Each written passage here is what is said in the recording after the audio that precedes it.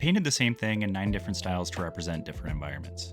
These are Basic, Forest Basic, Under the Sea, Sandy Cheeks, what? Sandstone, Mars Rock, Dover White Cliffs, Fey Wild, Toxic Wasteland, and they call it a mine. Oh, a mine.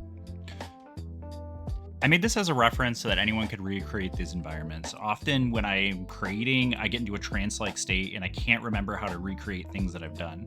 So use this video as a guide, pick out the environment you want to recreate or replicate, then navigate to that section of the video. I've included timestamp markers in the description. If you don't like any of these, give this video a thumbs down and leave me a hateful comment. Each rock you see here is a piece of longleaf pine bark. I primed all of these with black spray paint. The last 6 I did a zenithal highlight with the airbrush, which was a completely useless step and a waste of time. Basic. This is as simple as it gets. Start with a gray, add white to that gray for a dry brush, black wash, additional dry brush, and then repeat as many times as you feel necessary. Forest Basic. Brown base coat, heavy pink dry brush, heavy orange dry brush, gray dry brush, black wash, edge highlight dry brush. I went a little crazy on the dry brushing here, and in the future I would tone it down or use a brown and white dry brush instead of the gray. Underwater or cold stone. Sky blue and gray mixed together for the base coat, shamrock green dry brush, black wash, dark brown wash, sky blue plus gray heavy dry brush, black wash, sky blue and gray edge highlight stipple. Sandstone. I was really just experimenting with oil washes here. You can use regular washes for this, and I think that you probably wouldn't need to do as many layers as I did. Yellow wash and a red wash with some blended together. Rust orange wash. Yellow and red wash again. And you can see the effect this produces is extremely subtle, but it adds depth to the color. In nature, there are so many colors layered together, so adding in more colors usually works out as long as you tie it all together. And to tie it all together, I used a bright orange with white dry brush. Red rocks. Start with a red wash. Add a bright red base coat painted on with a dry brush fashion. A bright orange edge highlight. Black and red wash mixed together. Finish with a red wash, and then a black dry brush for the edge highlighting. Dover White Cliffs. Start with a white dry brush base coat, add white edge highlighting, then mix together some black wash with a white. You're really going for a very translucent gray. Then mix in whitewash highlights, use a white and gray stipple with a very minuscule amount of gray, and slate gray pigment powder, and sienna pigment powder. White can be extremely difficult to do because you don't want to overpower the white, but you still want to have depth of color.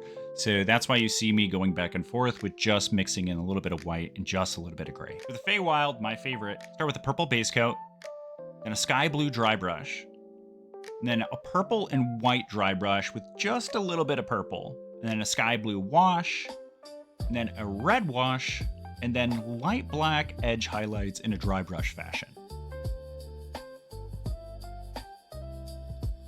For the Toxic Wasteland, start with a shamrock green base coat, then add a sky blue wash. Use that same green mixed with white for an edge highlight, and then do a dry brush after most of the paint has come off the brush. Then I covered it with a very translucent brown wash. There's not a lot of paint mixed into this wash.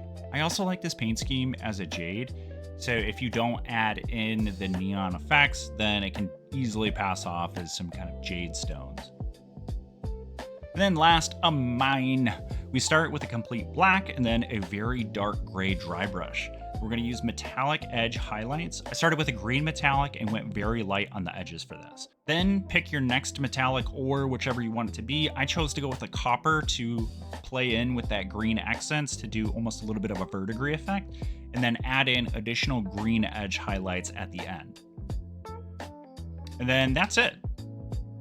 So here are some shots with additional details added in. I didn't record the process of adding the basing details as I didn't really do anything new there. I just added some sand, pebbles, tufts, dried plant life, and also a little bit of resin and some UV reactive paint.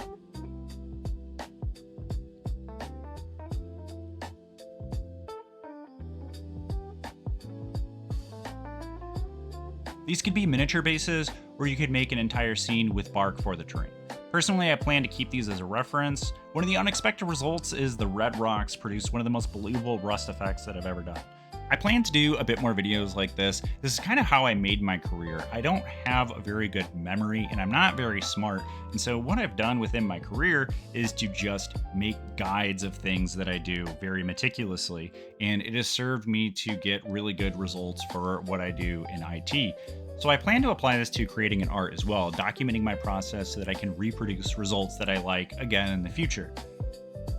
So if there's some kind of specific process you would like me to experiment with and do a bunch of results so you don't have to, just let me know in the comments below.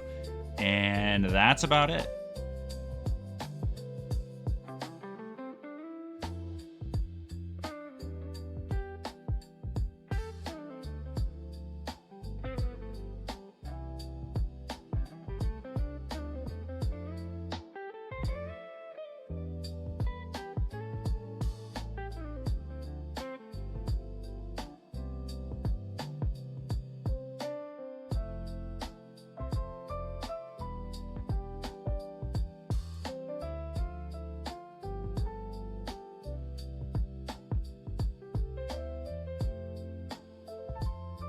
I could do like one of those, Why is that like fucking meta in YouTube? I hate it. I hate it.